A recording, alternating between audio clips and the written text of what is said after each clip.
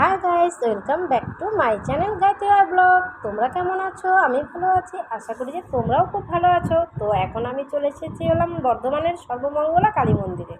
তোমাদেরকে দেখাচ্ছি বাইরের মন্দিরটি, দেখো কি সুন্দর লাগছে। এটা হলো বাইরের, তো এই মাঝখান দিক দিয়ে ভেতরে যেতে হবে। তো সত্যি ভিউটা মানে তোমাদেরকে বলে বোঝাতে পারবো যে কত সুন্দর মন্দিরটা।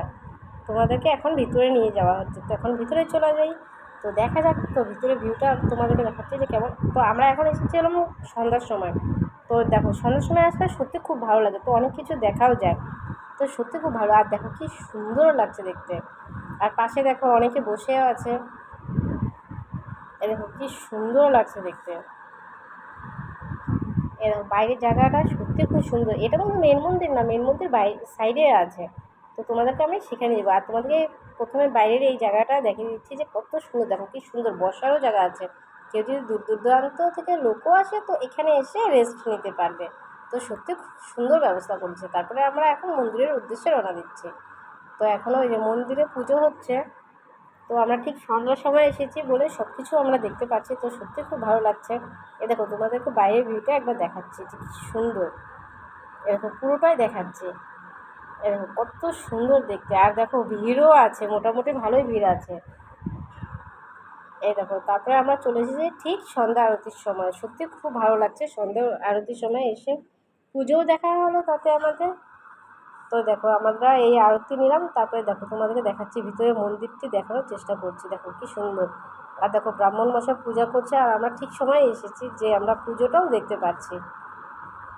এই দেখো তোমাদেরকে হয়তো বা খুব কাছ থেকে দেখাতে পারছি না। এই দেখো এখন যেহেতু পুজো হচ্ছে তো সামনে তো খুব একটা যাওয়া যাবে না। তারপরে দেখো এটা হলো বাইরের সাইডটা।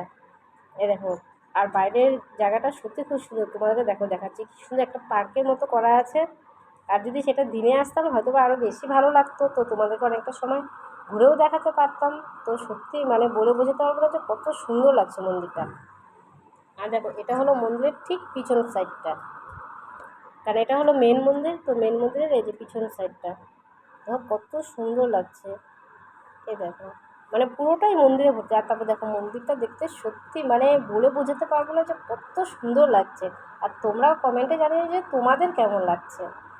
এ দেখো বাইরের দেখো মন্দিরটাও খুব সুন্দর আছে, মানে পুরো এরিয়াটা জুড়ে এত সুন্দরভাবে তৈরি করেছে যে সত্যি বলে বোঝাতে পারবো না যে বর্ধমানে এত সুন্দর মন্দির আছে। তো এই দেখো তোমাদেরকে দেখো বাইরে পুরোটা দেখাচ্ছি যে বাইরের মেন মন্দিরটা। আর দেখো এর সাথে আমার ভাগনাও চলে আসলো, তো ও খুব আনন্দ পাচ্ছে। তো আমাদের ওই একই দিনে অনেক জায়গায় ঘোরা হয়েছে, তো তোমাদেরকে তো পুরোটা একসাথে দেখানো সম্ভব হয় না, তো ভিডিওটা অনেক বড় হয়ে যাবে। তো তার জন্য ছোটো ছোটো করে দেখাচ্ছি, মানে একটা একটা করে ভিডিও করে দেখাচ্ছি।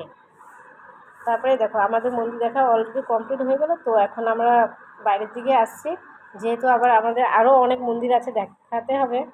তো তার জন্য এই দেখো এই মন্দিরে আমাদের ভিতরে যাওয়া হয়নি, কারণ এটা আমরা বাইরে থেকে দেখে চলে এসেছি। কারণ আমরা আবার অন্য জায়গায় যাবো, ওখানে লেট হয়ে যাবে, যেহেতু অনেক রাতও হয়েছে। তো তার জন্য আর এই যে এই মন্দিরে যাওয়া হয়নি। এখানেও এক মন্দির আছে, মন্দির এখানে অনেকগুলো আছে। এরকম কি সুন্দর লাগছে দেখতে, মনে হচ্ছে কি মানে কি বলবো, বলে বোঝাতে পারবো না যে এত সুন্দর লাগছে। আর তোমরা যদি সামনে থেকে দেখতে তাহলে তোমরাও আর তোমরা যারা বর্ধমানে দেখেছো এই মন্দিরটা বা বর্ধমানে থাকো তো তারাও কমেন্টে জানাবে যে তোমাদের কেমন লাগে এই মন্দিরটা। তো সত্যি বর্ধমানের মধ্যে আমার সবথেকে মানে সুন্দর মন্দির লাগছে যে এই মন্দিরটা এত সুন্দর হয়েছে।